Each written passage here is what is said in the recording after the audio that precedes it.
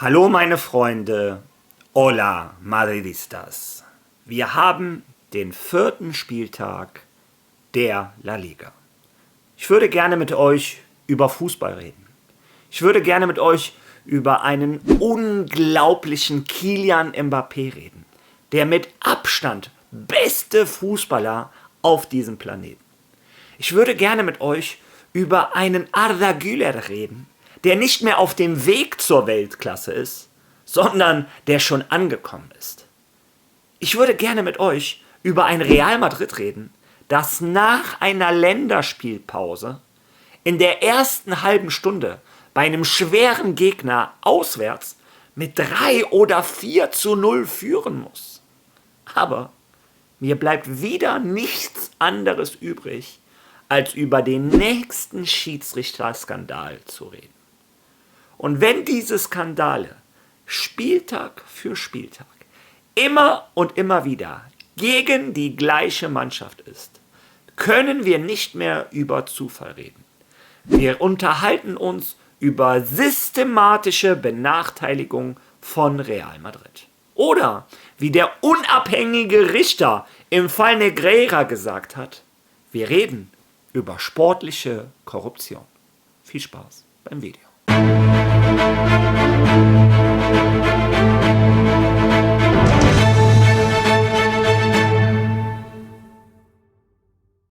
Real Madrid 2, Real Sociedad 1. Hätte man mir gestern gesagt, dass Real Madrid auswärts bei Real Sociedad gewinnt und ich trotzdem mit so einer miesen Laune hier sitze, hätte ich es keinem geglaubt. Die spanischen Schiedsrichter nehmen mir die Lust am Fußball. Und das, obwohl unsere Jungs eigentlich extremen Lob verdient hätten. Ich werde dieses Video unterteilen in die erste halbe Stunde und in die letzten 60 Minuten. In der ersten halben Stunde war Real Madrid brillant. Nach einer Länderspielpause hatten die das komplette Spiel von A bis Z im Griff.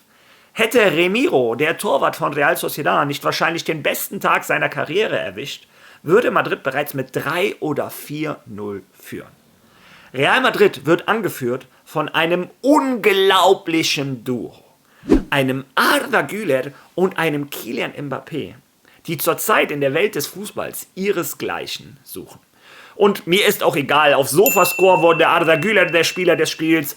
La Liga hat Kylian Mbappé gewählt. Für mich sind beide die Spieler des Spiels. Vielleicht Kylian Mbappé ein bisschen mehr, weil er noch Einzelaktionen hatte. Und einem Arda Güler fehlt noch etwas die Puste. Ich glaube, wenn der noch mehr reinkommt in diesen regelmäßigen Spielrhythmus und wir einen Arda Güler über 90 Minuten konstant sehen, dann reden wir über einen absoluten Skandal als Spieler. Naja.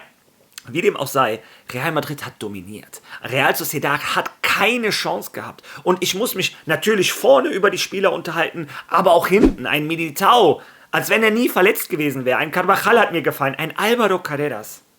Was hat Real Madrid da bitte für einen Transfer gemacht? Was ist das bitte für ein Gamechanger als linker Verteidiger? In Thibaut Courtois brauchen wir, glaube ich, auch nicht drüber reden. Aber auch im Mittelfeld, Ceballos, Tchouaméni haben ihren Job toll gemacht. Real Madrid, wie gesagt, hätte schon 3 oder 4:0 führen müssen. Und das, obwohl die erste Skandalentscheidung 1-2 Minuten auf sich hat warten lassen. Ein Tor von Arda Güler nach einer wunderschönen Vorlage von Kylian Mbappé wurde Real Madrid wie so oft aberkannt. Und diesmal, das kann mir kein Mensch erklären, hat es wieder einmal 8 Minuten gedauert. 8. Bis uns Zuschauern dieses Abseitsbild präsentiert wurde, mit irgendwelchen Comicfiguren, die dahin modelliert wurden. Und wir leben im Jahr 2025. Ich selber bin bei weitem kein Computergenie. Ich bin ein Anfänger, was Computer angeht. Aber selbst ich könnte in 8 Minuten in der heutigen Zeit mit künstlicher Intelligenz, ChatGPT etc. pp. könnte ich euch alles ändern in dieser Spielsituation. Und am Ende sehen wir eine Situation, wo uns nur eine Linie gezeigt wird, aber der exakte Moment des Passes mal wieder nicht. Wir reden wieder über den berühmten Frame.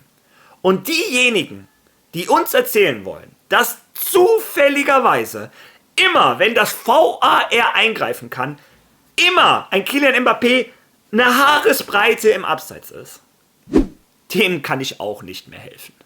Das ist systematische Benachteiligung. Kein Madrid-Fan auf dieser Welt vertraut diesen Abseitslinien, vertraut diesem VAR. Vor allem, nachdem vor dem Pokalfinale der Schiedsrichterassistent gesagt hat, wir werden Geschichte schreiben und gegen Real Madrid vorgehen. Seid euch sicher, dass dieses Team, das heute die spanische Schiedsrichterei bildet, sowohl im Frauen- als auch im Männerbereich zusammen mit dem CTA Geschichte schreiben wird. Es wird Geschichte schreiben, denn wir werden nicht weiter das ertragen, was wir gerade ertragen. Ja, er hat recht behalten. Sie schreiben Geschichte vor unseren Augen. Nachdem uns am letzten Spieltag schon 3 Tore aberkannt wurden, wurde uns jetzt nach 4 Minuten, 5 Minuten wieder das nächste Tor aberkannt. Seltsamerweise, jede andere Wiederholung kann das Programm innerhalb von 5 Sekunden zeigen, aber die Abseitssituationen gegen Real Madrid dauern seltsamerweise 8 Minuten. Wir Madrid-Fans sollen natürlich an die Ehrlichkeit des Systems und an den Zufall glauben, während der Chef von Mediapro bekennender Barcelona-Fan ist. Aber das ist kein Thema für das heutige Video. Ich rede über weitere Entscheidungen. Klare gelbe Karten wurden nicht gegeben. Gil Manzano, der Schiedsrichter von gestern, hat in der ersten halben Stunde alles dafür getan, dass Real Sociedad im Spiel bleibt. Und was dann in der 30. Minute passiert ist, schießt den Vogel ab. Langer Ball auf Oyarzabal, der übrigens, by the way, nicht der schnellste Stürmer Spaniens ist. Im Gegenteil, ein sehr langsamer Spieler. Dienhausen, ich gebe zu, macht 2 Fehler in dieser Aktion. Fehler Nummer 1, er unterschätzt den Ball, der titscht über ihn. Fehler Nummer 2, er bietet dem spanischen Schiedsrichterwesen einen Hauch an, um eine Entscheidung gegen Real Madrid treffen zu können. Und wenn man sieht, mit welcher Hektik und Eile ein Gil Manzano im Vollsprint dahin rast, hektisch schon in der Hosentasche am Fummeln ist, um so schnell wie möglich diese rote Karte zu zeigen, dann sieht man, was Gil Manzano vorhat. Gil Manzano, der vor nicht allzu langer Zeit bei der gleichen Situation als ein Kylian Mbappé, der schnellste Stürmer der Welt wahrscheinlich, alleine in der Mitte aufs Tor gelaufen wäre, da gegen Celta Vigo seltsamerweise nur auf Gelb entschieden hätte, obwohl die Situation unmittelbar vom Tor, mittig vom Tor war. Ich nenne euch jetzt die Gründe. Ich glaube, viele von euch, die Ahnung vom Fußball haben, den brauche ich die Gründe nicht nennen. Aber ich nenne euch jetzt die Gründe, warum diese Aktion niemals eine rote Karte sein kann.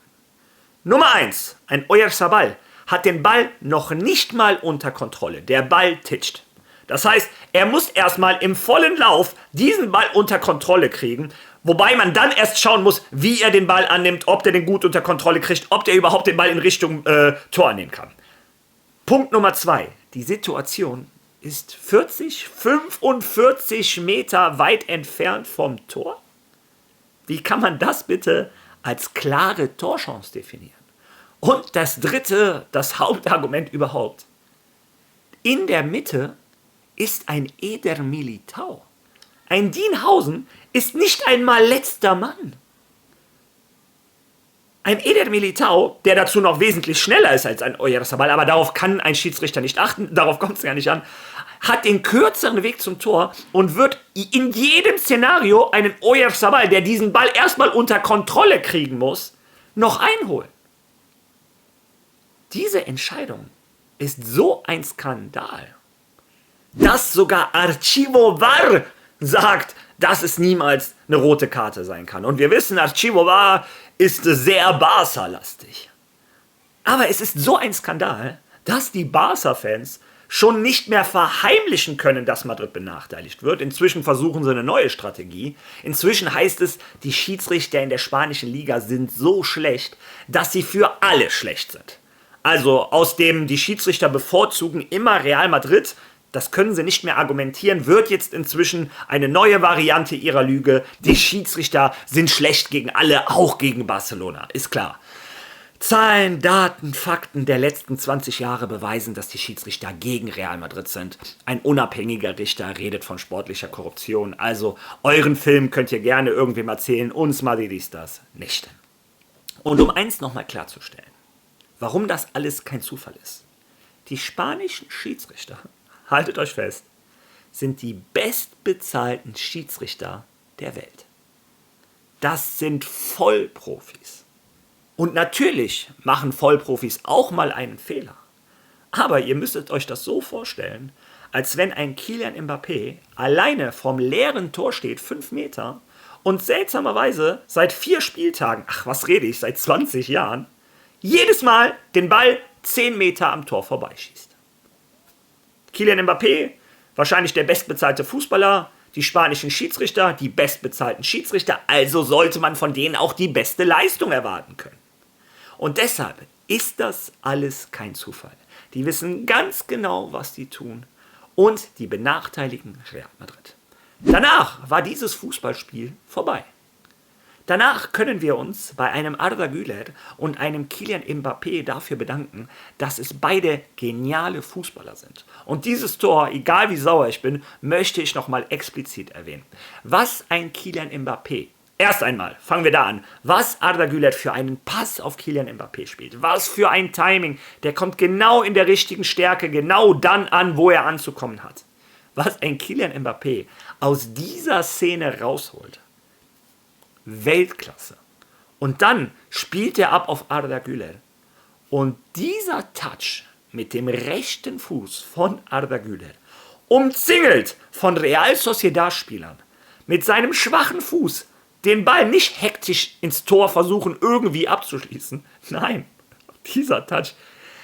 Ich kann gar nicht beschreiben, mir fehlt die Superlative, dass er den Ball mit seinem schwachen Fuß genau in den Lauf, sodass nur er ihn kriegen kann, keiner von Real Sociedad, mit dem perfekten Timing, dass er den mit links Außenriss da noch reinschießen kann. Wie gesagt, der junge Türke ist nicht mehr auf dem Weg zur Weltklasse, er ist schon lange angekommen. Das Einzige, was ihm noch ein bisschen fehlt, ist die Ausdauer, weil er schafft immer 45, 60 Minuten Weltklasse zu sein. Danach fehlt ihm ein bisschen die Ausdauer, aber das wird im Laufe der Saison noch kommen. Und Arda Güler und Kylian Mbappé sind die Leader dieser Mannschaft, sind die beiden, die diese Mannschaft zu einem Sieg gebracht haben, der unglaublich wichtig sein wird für die Moral und am Ende der Saison natürlich auch in den Punkten. Aber ich möchte jeden anderen auch ein Sonderlob geben. Ein Vini Junior ist nach vorne nichts gelungen, ich weiß. Aber wie viele 40, 50 Meter Sprints hat er bitte nach hinten gemacht, um der Mannschaft zu helfen? Jeder in der Mannschaft hat sich gestern zerrissen, um diesen Sieg über die Zeit zu bringen. Natürlich hatten wir am Ende auch hier und da das Quäntchen Glück, Innenpfosten etc. Aber das Karma hat sich wahrscheinlich gedacht, wenn hier schon alle gegen Real Madrid sind, dann versuche ich mal ein bisschen zu helfen. Ich bin auf jeden Einzelnen extrem stolz. Auch ein Sonderlob an Xabi Alonso, wie viel Leben er in so kurzer Zeit in diese Mannschaft eingehaucht hat. Unglaublich. Wir haben einen tollen Trainer, mir haben auch die Auswechslungen gefallen, die haben Sinn ergeben. Er hat die Mannschaft von der Bank aus unterstützt. Letztes Jahr haben wir oft gesehen, wie ein Trainer die Mannschaft von außen nicht unterstützt hat und die Mannschaft quasi ihrem Schicksal überlassen hat. Ein Xabi Alonso hat interveniert, hat gesehen, Real Sociedad wechselt einen Kubo ein. Keine 3 Sekunden später stand ein Fran Garcia neben ihm, um gegen den Japaner zu verteidigen. Ein Xabi Alonso denkt mit, versucht der Mannschaft zu helfen. Und selbst ein Xabi Alonso, der ein absoluter Gentleman ist, ich glaube, ihr könnt jeden in der Bundesliga fragen, ist nach dem Spiel zum Schiri gegangen und hat Folgendes gesagt. Jesus, ich will ja nicht, aber ihr bringt mich dazu, Schlechtes zu denken, Mann. Ihr bringt mich dazu, Schlechtes zu denken, sagte Xabi Alonso nach dem Spiel zu Gil Manzano. Aber hast du nicht gesehen, dass Militao direkt daneben steht? Militao steht doch direkt daneben. Armer Xabi Alonso. Man merkt, er ist noch nicht lange in dieser La Liga als Trainer. Er versucht, den Schiedsrichtern zu glauben, aber sie nehmen ihm die Hoffnung. Natürlich stand ein Eder Militao in der Mitte, das hat jeder gesehen. Natürlich stand ein Oyarzabal 50 Meter oder 45 Meter vom Tor. Es spielt übrigens auch keine Rolle, dass ein Thibaut Courtois rausgekommen ist. Ich weiß, irgendwer versucht jetzt diese Theorie rauszubringen. Selbst ein Archivo Var, wie gesagt, die sind alles andere als pro Madrid, hat gesagt, das spielt keine Rolle. Wir können trotzdem nicht von einer klaren Torchance reden. Natürlich hat das jeder gesehen. Und Xabi Alonso wurde danach auch in der Pressekonferenz gefragt zu dieser Situation. Hören wir uns mal an, was unser Trainer zu sagen hat. Ja, weil Milli in der Nähe war, der Ball war nicht unter Kontrolle, denn es waren noch 40 Meter übrig. Das ist meine Interpretation. Der Schiedsrichter hatte eine andere und der vom VR muss auch eine andere gehabt haben. Aber wenn ich mir jetzt die Wiederholung anschaue, ändere ich meine Meinung nicht. Ich habe mit ihm gesprochen, ich habe ihn gefragt, er hat mir seine Erklärung gegeben, sie hat mich nicht wirklich überzeugt, aber gut, wir belassen es dabei. Ab diesem Moment hat sich natürlich der Kontext des Spiels völlig verändert. Ja, ich glaube, auf seine sehr elegante Art hat er klar gemacht, niemals rot. Und wenn man hört, wie er eben mit dem Schiri geredet hat, glaube ich auch, dass ein Xabi Alonso langsam es so geht wie uns, dass wir die Hoffnung an das spanische Schiedsrichterwesen komplett aufgegeben haben. Und es ist auch kein Zufall, dass Real Madrid seit Jahren versucht, das ganze Schiedsrichterwesen zu krempeln. Real Madrid wird jetzt dafür den nächsten Schritt gehen, aber das ist so ein großes Thema, das möchte ich morgen in dem Video behandeln. Denn Real Madrid wird diesen Vorfall, nicht nur diesen, sondern andere Vorfälle, komplett an die FIFA schicken, um der FIFA zu zeigen, was in den letzten Jahren im spanischen Schiedsrichterwesen los ist. Ich glaube, die FIFA weiß aber schon, was los ist. Es ist ja kein Zufall, dass kein spanischer Schiedsrichter bei der Club-WM nominiert war. Die Schiedsrichter, die auf der ganzen Welt am besten bezahlt sind. Ja, Leute, ich bin gespannt, was ihr zu diesem Spiel zu sagen habt. Ich wünschte, ich könnte mehr über die Einzelheiten der Spieler reden. Es gibt einige Spieler, die das mit Sicherheit verdient haben. Aber heute besteht mir einfach nicht der Sinn danach. Um eine Sache übrigens nochmal klarzustellen, bevor mir das einer vorwirft, das 2:1 von Real Sociedad, der Elfmeter ist glasklar. Dani Carvajal darf niemals die Hand da hochheben, ist ein ganz klarer Elfmeter, um das auch nochmal aus dem Weg zu räumen. Ja. Real Madrid erarbeitet sich ein 2:1 gegen Real Sociedad, gegen Gil Manzano, gegen das CTA, gegen das VAR, gegen Javier Tebas und. Lasst eure Meinung zu dem Spiel bitte in den Kommentaren. Wenn ihr schon mal da seid, liken, teilen, followen, nicht vergessen. Und wir sehen uns morgen wieder. Da unterhalten wir uns mal wieder über das gleiche Thema. Aber wir gehen ein bisschen tiefer in die Materie. Bis dahin. A la Madrid.